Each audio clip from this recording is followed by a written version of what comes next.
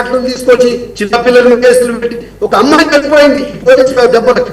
Okay okay HR Mohan గారు, ఒకసారి మరి బీజేపీ అధికార ప్రతినిధి గాయత్రి గారు ఉన్నారు, వారితో మాట్లాడదాం. గాయత్రి గారు నమస్తే అండి. నమస్తే. నమస్తే అన్నగారు.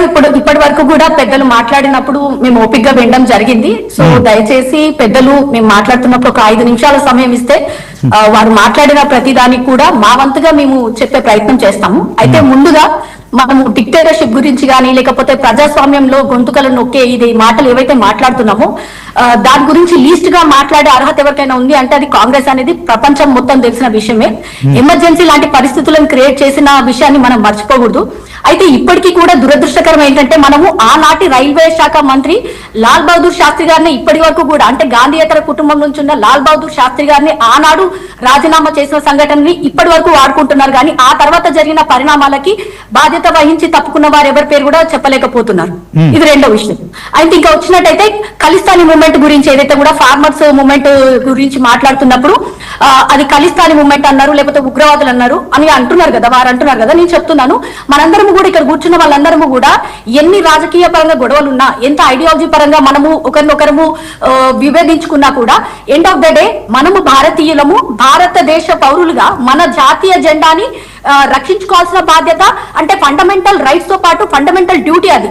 మన జాతీయ నేషనల్ ఇంటిగ్రిటీని కాపాడుకోవడం కూడా మన బాధ్యత.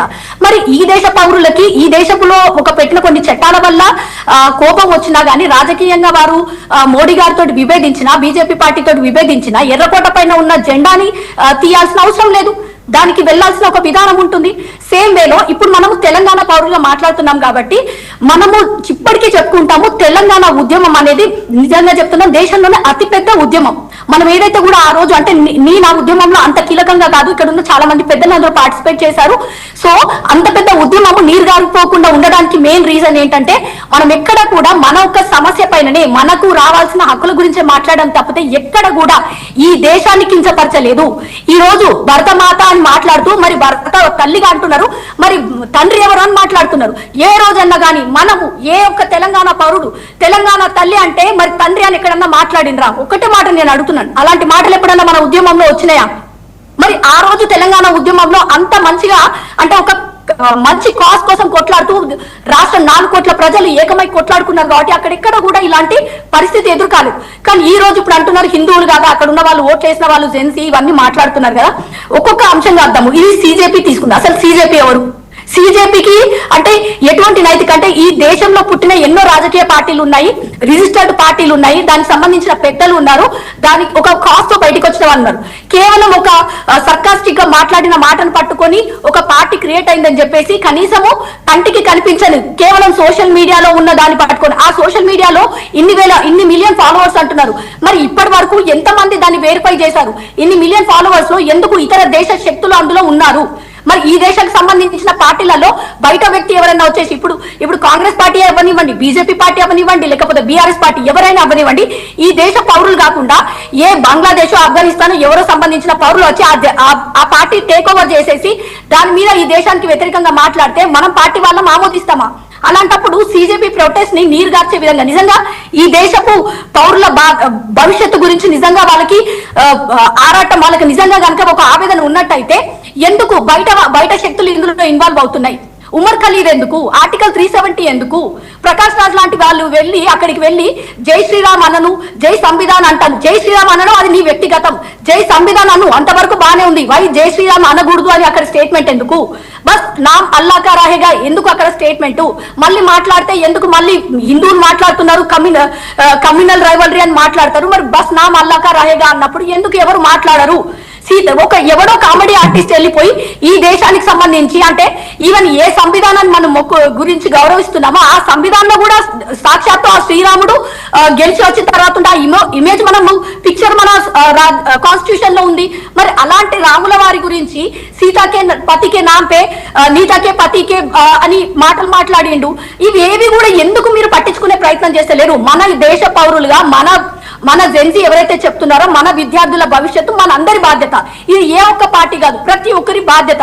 అలాంటప్పుడు మన దేశం బాగుండి మనము కరెక్ట్ గా ఉన్నప్పుడే ఏదైనా సమస్యకి సొల్యూషన్ దొరుకుతుంది. అంతే తప్ప ఎవరెవరో ఇతర శక్తులు అందులోకి దూరిపోయి మోడీని చంపేశాం. ఎన్నో ఉద్యమాలు జరిగినాయి. ఈ రోజు తెలంగాణలోనే గత 10 సంవత్సరాలలో పేపర్ లీకులు జరిగినాయి. ఇంటర్ విద్యార్థుల చనిపోయారు. గ్లోబరీనా సంస్థకి కరెక్షన్ కి ఇచ్చినప్పుడు ఎంతో మంది ఇంటర్ విద్యార్థులు చనిపోయారు. ఏ రోజు కూడా ఇంటర్ విద్యార్థులు వాళ్ళు సూసైడ్ చేసుకున్నారు, బాధపడ్డారు, రోడ్ల మీదకి వచ్చి వాళ్ళ ఆవేదన వ్యక్తం చేశారు. కానీ ఏ ఒక్క రోజు కూడా తెలంగాణ తల్లిని అవమానించలేదు. ఏ ఒక్క రోజు కూడా ఒక మతానికి సంబంధించిన వ్యతిరేక స్టేట్మెంట్లు ఇవ్వలేదు. ఏ ఒక్క రోజు కూడా కేసీఆర్ గారి మీద కావచ్చు, కేటీఆర్ గారిని కావచ్చు చంపుతామని బెదిరింపు మాటలు మాట్లాడలేదు. మరి అలాంటి మాటలు ఈ రోజు ఢిల్లీ వేదికగా ఎందుకు జరుగుతుంది? ఈ దేశాన్ని ప్రతి నిమిషం తక్కువ చేసి చూపించే ప్రయత్నం జరుగుతున్నప్పుడు ఎందుకు మనము దాన్ని కండెమ్ చేయం? మన కాజ్ ఏంటి? నిజంగా విద్యార్థులకు మంచి జరగాలి, అక్కడ ఉన్న విద్యార్థుల భవిష్యత్తు బాగుపడాలి. నీటికి సంబంధించి ఎన్టీఏ ఏదైతే ఉందో అందులోంచి జరిగిన ఈ తప్పులు ఏదైతే ఉందో దానికి కరెక్షన్ కావాలి. ఈ రోజు ధర్మేంద్ర ప్రధాన్ గారిని గద్దె దిగమని నిజంగా వీళ్ళ డిమాండ్స్ ఏంటండి? సిజేపీ వాళ్ళ డిమాండ్స్ ఏంటి? విద్యార్థులకు సంబంధించి నిజంగా జెన్యూన్ డిమాండ్స్ ఏం చెప్పండి? వాళ్ళ భవిష్యత్తు గురించి వీళ్ళు మాట్లాడింది ఏంటి? అక్కడ దానికంటే కూడా ప్రొటెస్టర్ ని విడుదల చేయడమో లేకపోతే ధర్మేంద్ర ప్రధాన్ రిజైన్ చేయని మాట్లాడుతున్నారు. నిజంగా అది సొల్యూషనా?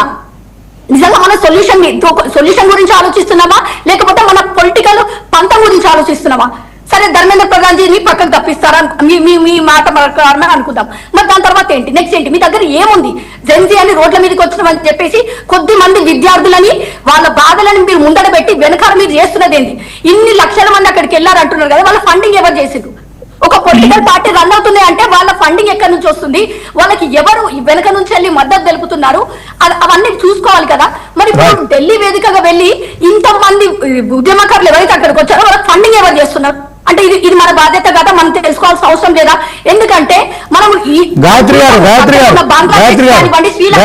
ఎటువంటి రాజకీయ పరిస్థితులు అక్కడ తర్వాత పార్లమెంట్ కి వెళ్లి అటాక్ తర్వాతనే ఆ దేశం ఎటువంటి ఆర్థికంగా కానివ్వండి మిగతా రాజకీయంగా ఎట్లా కుప్పకూలిపోయిందో మనం చూసాం.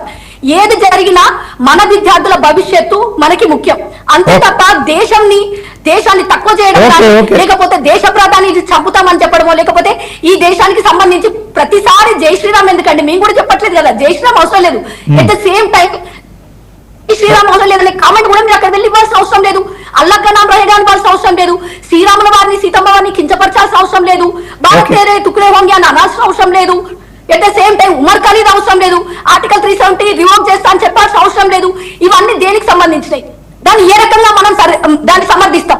నిజంగా ఇది సిజేపీ ప్రొటెస్ట్ అయితే, నీట్ విద్యార్థుల బాధనైతే ఎంతమంది నీట్ విద్యార్థుల గురించి అక్కడ నిజంగా వాళ్ళ ఆవేదనను వినిపించారు?